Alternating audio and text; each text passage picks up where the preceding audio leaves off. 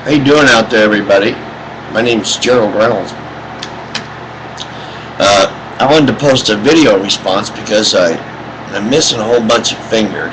I don't have any legs. A little disabled, a little hard to type and everything.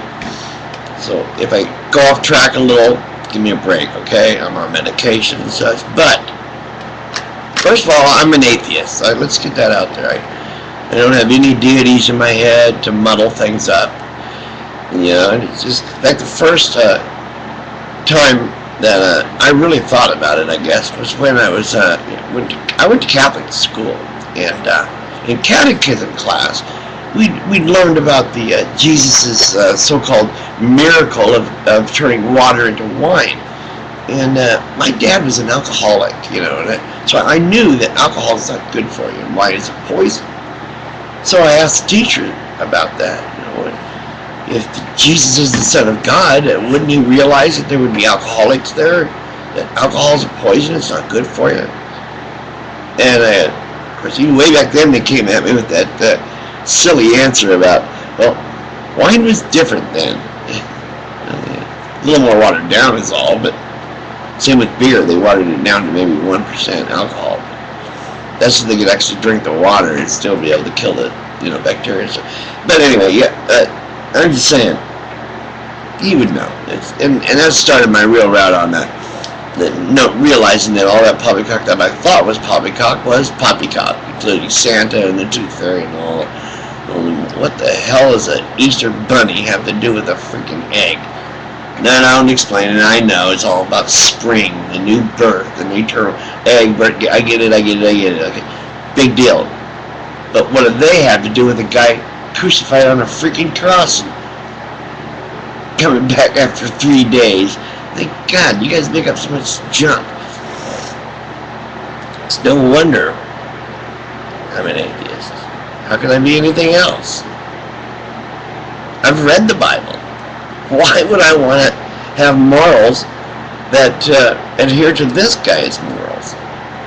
I couldn't do that. I couldn't kill people on Sundays because they worked.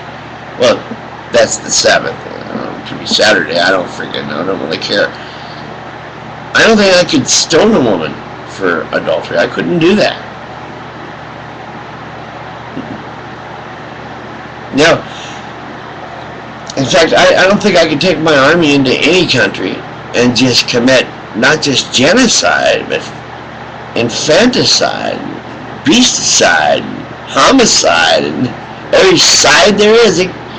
They went in the Word of God and that Chronicles and all that, and in the Book of Kings and such, in Exodus, they just pillaged and plundered like a bunch of freaking pirates, man, when they supposedly came out of Egypt.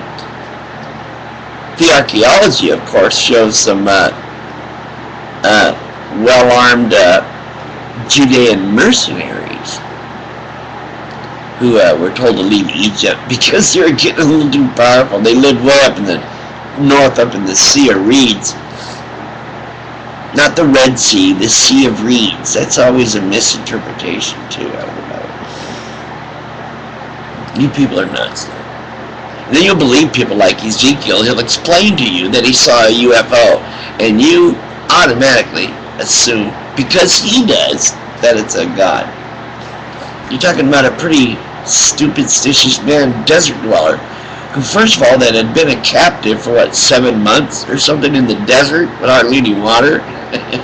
You don't think he's hallucinating a little?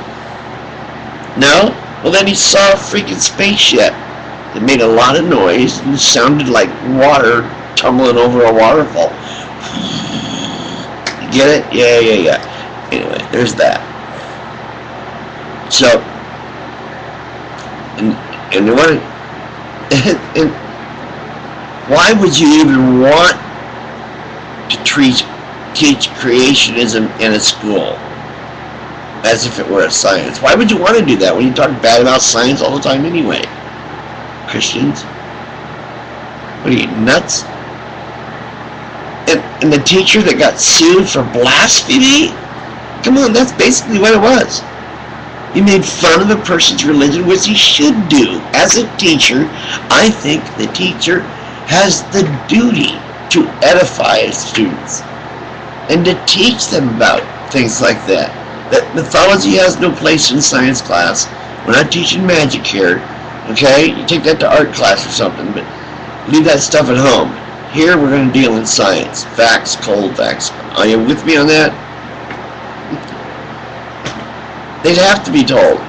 You'd have to tell them to throw away their parents' preconceived mythological conceptions because they don't work in the real world. You'd have to tell them that. You're an educator, for crying out loud. I find it the duty of the teacher to do that. And this kid takes a 5-second soundbite out of context and turns it into a lawsuit. Oh my God. I can just imagine his parents freaking out. What are teaching my kid about evolution? What am I going to do? And I wanted to learn this goofy, stupid stuff in the Bible that makes no sense whatsoever, but I've got faith. And they seem to think that that's the answer to every question. Faith. We have faith. That's our answer. Then there's little critters that come on and try to prove evolution is wrong, as if it's that's the only thing Darwin concentrated on was this evolution deal, which is totally separate than Origin of the Species, which is the name of the book he wrote. He was just trying to explain how species might have come about. He didn't really get into the whole evolutionary track. He left that up for the other scientists to do. All he did was make discoveries and write them down and make some hypotheses and theories. Well, the theories have proven out. Now it's a fact. Evolution is a fact. Creation, however, is not only not a fact, it's not even a theory or a hypothesis. In fact, I don't think I could even posit anything about it. It's magic. So you don't have any rules or boundaries or limitations. You believe in a magician. What else do you need? And yet you tell us that if we don't have this magician in our life, that we don't know what love is or right from wrong, that our moral compass is out of whack or something.